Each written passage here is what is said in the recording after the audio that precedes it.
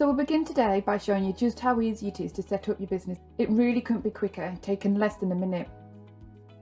Simply add the company's house registration number here, and as you can see, the system will pull through most of the details for you.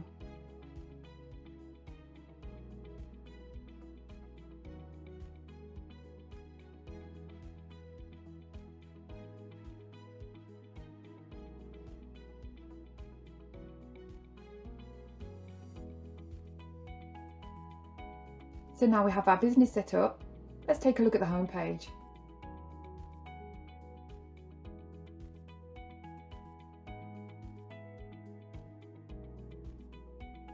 As you can see, the year-to-date figures are at the top of the page.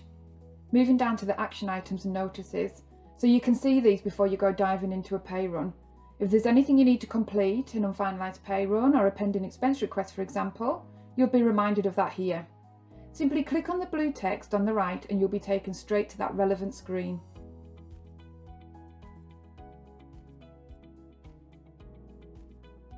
And below the action items, you have the list of your employees. You also have their job title, pay schedule, and when they were last paid.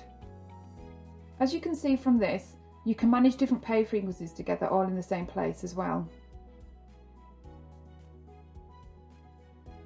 You can quickly access any employee's details from here as well. Simply click on their name and the details will open up in a new tab for you. I can even see previous employees here if I click on this arrow.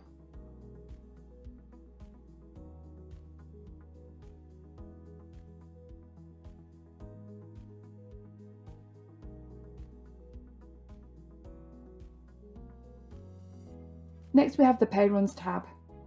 Here you can access all the pay runs that have ever been created in the business.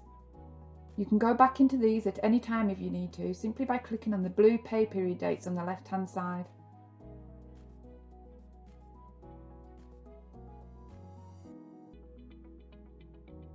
We'll only take a quick glance at this now because we'll be coming back to this screen later on. These icons here give you a really quick overview on what's been successfully completed and what hasn't in the pay run. They're colour-coded using a traffic light system for ease. You can find a guide to these symbols by clicking on the information icon above the pay runs. Looking at this business, you can see that the HMRC submissions for this pay run have not been submitted yet. However, payslips have been published, and as an example further down here you can see the journal failed to export.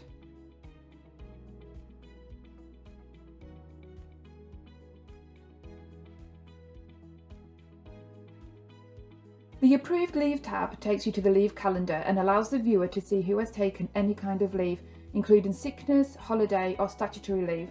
I'm not going to go into this in any depth here because it's more for the end client than for bureaus, but you'll find there are a series of filters that enable you to easily select the leave request, type or employee that you're looking for.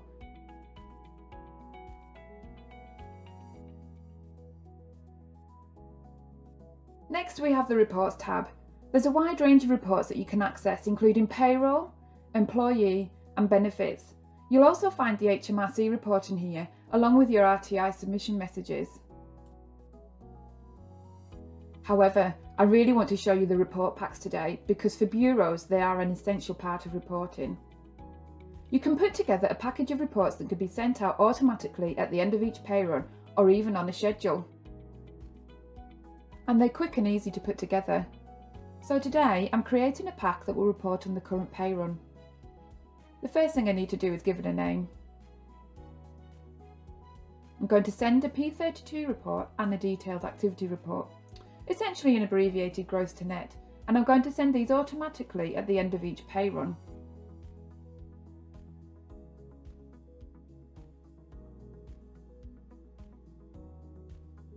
Now, you have a choice of formats to send each report in, and I'm going to choose to send both in a PDF format today. This is because I don't want my client to be able to make any changes made to the report.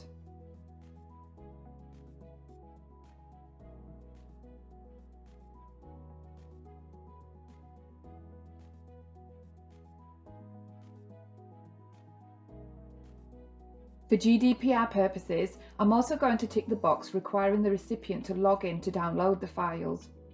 Just an extra note on this, We'll only send a secure link to recipients, not the actual reports. I can create as many report packs as I want, and as you can see, I already have a few set up here. This is handy because it means I can send reports separately to clients and their HR departments as well as their finance team, in addition to any specific reports to internal colleagues. These can be different reports sent on different schedules to different recipients. Once set up, they'll save you time every month regarding producing and mailing reports.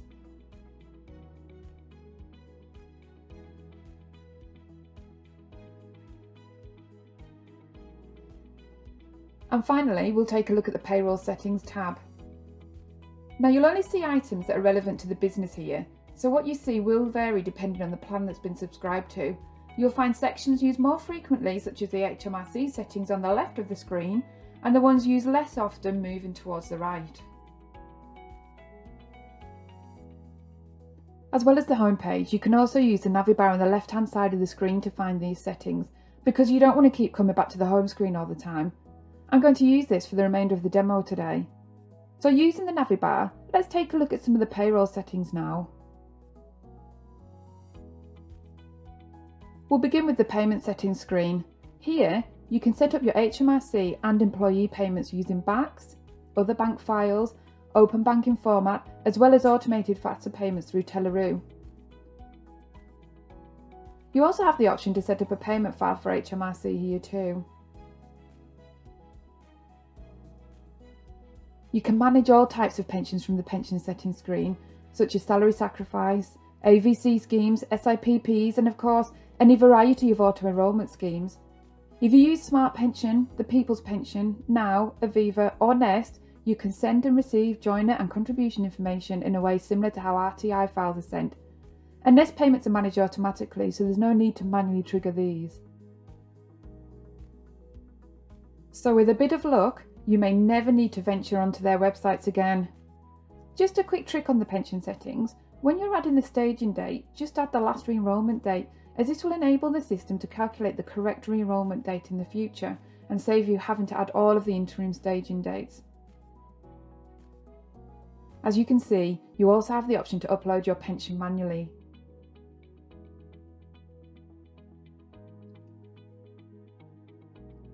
Moving on to the HMRC page now.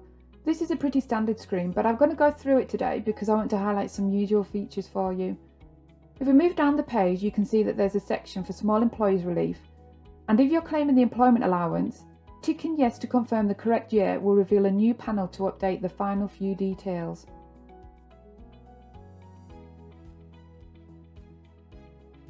The IR35 functionality can be turned on simply by ticking yes here. This will give you the option of categorising employees on whether they fall into the IR35 or not. Do you send P30 tax reminders to your clients? If so, KeyPay allows you to fully automate tax payment reminders here. The payment reminder function allows you to arrange a date when you will be sent a payment reminder via email. You can opt to receive a basic version that includes the amount due and where to send the payment, or, like I have today, you can choose to receive a detailed version. Looking at the example here, you can see that it includes a full breakdown of the amounts due as well as a tax year and period. Both scenarios provide a reminder of the payment details and the full reference to be applied, including the tax year and period.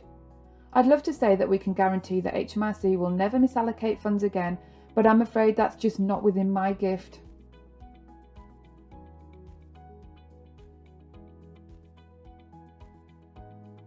Adding the RTI and agent details enables tax code updates and national insurance number notices to be pulled straight into the pay run, as well as student loan start-stop notices. It also means that the FPS can be sent automatically at the end of each pay run. And as you can see here, you have the option to automatically submit your EPS, even choosing the date to submit it. So now I've reached the bottom of this page, I need to save the details I've added. We don't automatically save the changes, and this is because being a true cloud system allows more than one person to be on the same screen at the same time. In fact, by using different browser windows, I can look at multiple business settings within the same business and even make changes while the pay run is open. As you can see, I can open the employee profile and amend their pay rates. Then, in the next tab, update these in the pay run. Not only that, but I can also work in multiple businesses at the same time.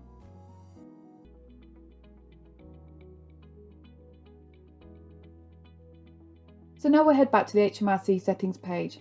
I'm just going to stay here for a moment longer and go back up to the top so I can draw your attention to this black circle with the question mark inside it here. There's one on every page, and if I click on it, I'll be taken directly to the support document that will provide detailed information for that subject. As you can see here, we've been taken to the HMRC settings support document. As well as this, I can also use the search bar to look up other articles, as well as support video tutorials.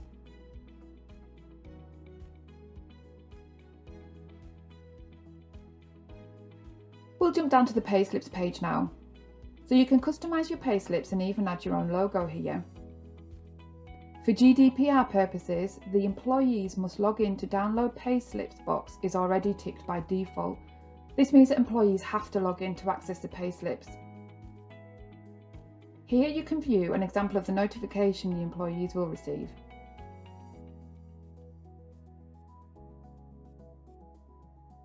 You can also view the draft payslips from within the pay run. So let's take a look at the chart of accounts. These can be set up manually or imported directly from one of our integrations, and we'll head to the integrations page now and take a look there.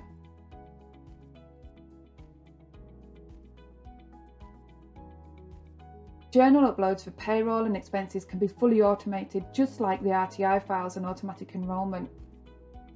It's really easy to connect. Simply select the integration service you're using and you'll be taken straight to a screen where you can authorize the import.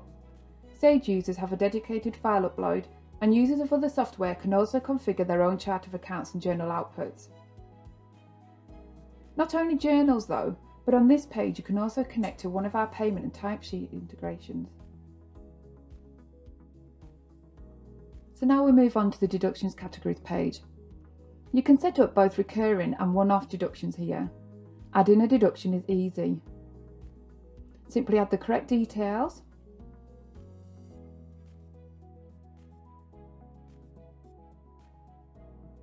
press save, and the deduction is now ready to be added at an employee level.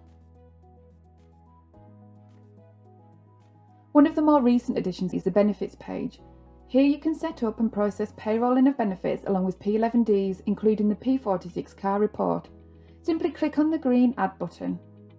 There are over 14 benefits to choose from, and you can set these up on a per employee basis, or, to save you time, you can bulk apply several employees to the same benefit at the same time. Once submitted to HMRC and published, employees will be able to view their P11Ds in the WorkZone app or the employee portal, just as they would with their payslips and other documents.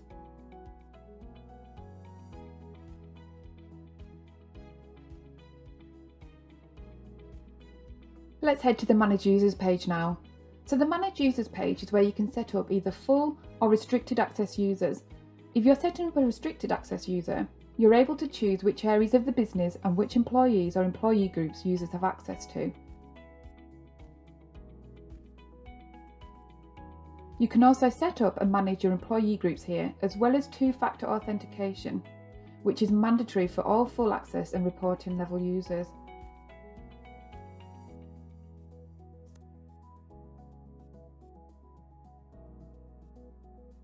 So we'll go back to the Employees tab on the home screen now, and we'll take a look at how you can add an employee. Using the employee self-setup is quick and easy. Simply add a few basic details, and the employee will then receive an email with instructions on how to complete their setup. An advantage of this is that while they're doing this, you can still be adding additional information for that employee. Or you can manually add an employee yourself using the Employee Wizard. Simply click on the Add Employee tab and you'll be taken through a 5-step wizard. In practice, it's pretty straightforward. You just need to fill in the details, beginning with the personal details here. If the postal address is the same as the residential address, just tick the box, there's no need to add it twice. Now you can communicate with your employees via email, SMS, or you can even download and print if you really want to.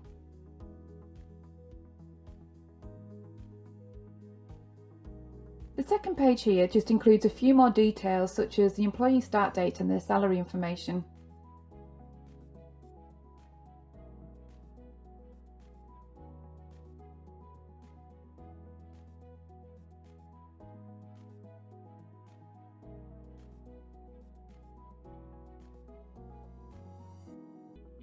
Here you can enter the employee bank details, but of course if this is not yet known you can fill these in at any point in the future. These last two pages include the payroll ID, national insurance number, opening balances and any pension information.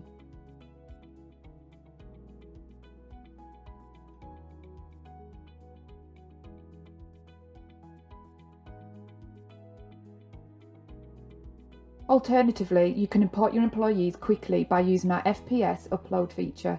It's an easy process. Simply export the relevant data by downloading the latest FPS submission made to HMRC by your previous provider. Click the Import Employees button here and select the correct file import before uploading. It's quick, and once complete, your employees are in the business with their opening balances with only a couple of details needed to complete the setup.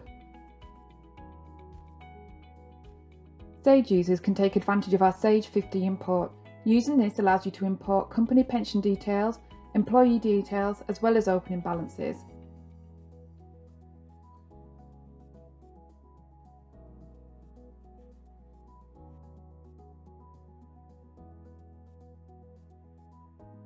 So now that we've completed most of the basic business settings and imported some employees, let's take a closer look at some of the employee settings.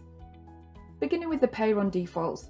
The details here are used when creating a pay run. They are populated using the information entered when adding the employee, but you can change them at any time if you need to. Need to schedule a new pay rate to take effect from a future date? No problem. Simply press the Apply from a Specified Date tab here.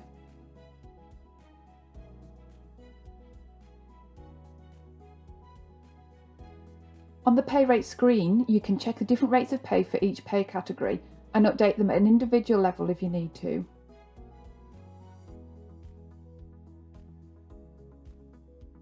The Employee Pension Setting screen enables you to check and amend the assessment and enrolment details of an employee. You can also override the pension contributions at an individual level on this page. And as you can see, further down the screen, you have the option to opt the employee out of the pension. We'll take a quick look at the pay run inclusions now. This includes any additional items set up against an employee to be automatically included in a pay run, such as HMRC adjustments including pension adjustments, tax adjustments, deductions and expenses. It's also worth noting that any deductions that have been set up on the business deductions page will appear in the drop-down box here for you to apply at an employee level. If you need to apply an attachment of earnings order, these can also be applied here. Every employee with an email address can have access to the employee portal, which gives easy access to payslips, P60s, P11Ds and other documents uploaded by you. Everything is automatically posted to the employee portal. If you ever have to make changes to any documents, a payslip for example, then the portal will only show the updated version to the employee, meaning you don't have to go in and make any manual changes, deletions or extra uploads. The Employee Portal Access page shows which employee email address is used to access the portal. Now you can grant and revoke the access at any time from the Business Employee Portal settings. Here, you can also see which employees have been granted access, which are eligible, and which have yet to be granted access. In the Employee Portal settings, you also have the flexibility to choose exactly what they can and can't do in the Employee Portal, such as edit their personal details and bank account information.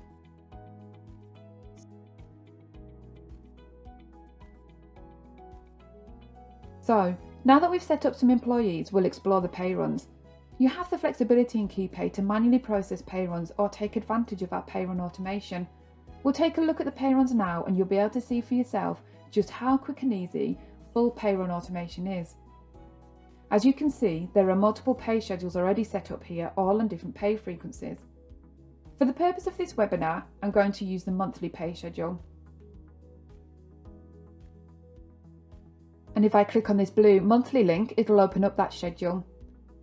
This one already has a name and a frequency set, but I can change this if I want. If you have a salaried employee that you know will receive the same salary every month, just tick the Calculate Monthly Hours based on an annual average box here. If you want to add a message for the employees, you can also do so here. Pay run warnings can be configured here if you're processing a manual pay run. However, if you're setting up an automatic pay run, they can be configured as part of the pay run automation, which is configured here. Once you've reached the automation settings, you'll be guided through an easy to follow wizard. Beginning with the date you want the first pay run to be processed. You can leave the pay run to process indefinitely, or you can add a finish date. Now this can actually be quite handy for certain situations. For example, you might want to add an attendance bonus at the end of the year, so you could make the last automated pay run in November and manually process December's bonus payment before restarting the automated pay run again in January. Once the details have been added here, the next step is the pay run's warnings.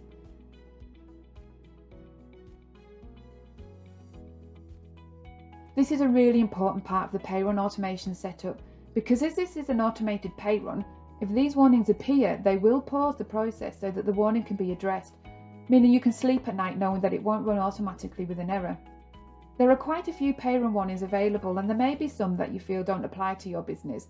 For example, you may not want the pay run to be paused because someone has a birthday. But there are also some warnings that are important, such as an error updating a tax code. You'll need to add the email address of the person who should be notified should any of these warnings appear. Now this can only be someone who has full access to the business because the notifications that are sent include a link to the pay run, and only full access users can access the pay runs in QPay. The next step is the pay run finalisation. You may wish to finalise the first few pay runs manually until you're familiar with the system. You can come back and change this at any time. However, you can still choose to submit the pay run to HMRC immediately. There are further options regarding pay slips, notifications, report packs and pensions if you have one set up, and these can be configured to be sent immediately, on a date of your choosing, or manually if you wish. The final page is just a summary of your pay schedule, and if you're happy with your settings you can press complete and then save the schedule. So no matter which option you go for, you'll be able to use the pay run approval feature. With this, you can nominate single or multiple users to receive notifications once the pay run has been created for them to approve or decline before it's finalised. It's easy to set up, and you can even create an approval reminder. As with the pay run automation, the final page is a summary, and if you're happy, you can press complete and save the new settings.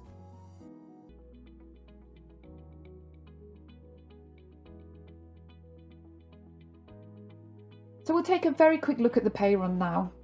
It's very straightforward, with the pay schedule at the top, as well as the pay period and pay date. What you see under these tabs depends on how your pay schedules are configured. You can see any warnings which we've just set up, as well as leave and expense requests. Just below these tabs you have all the employees who are included in the pay run and their pay run details. A useful trick, click on the blue pencil icon and you'll be taken straight to the employee details page. This opens up in a new tab, enabling you to carry on working within the pay run. You can look at the pay run details for any employee by clicking on their name. This pay run has been finalised, meaning no changes can be made in its current state. But if you need to make a change, simply unlock the pay run.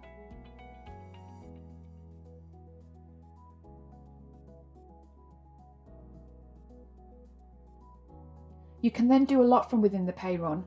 Looking at the Actions tab here, you can see that we can add an extra earnings line, add an expense, even apply for leave, to name a few things. We've just given you a basic overview today, covering the aspects you'll need to get started, but if anyone's got any questions, please feel free to ask them now. Thank you.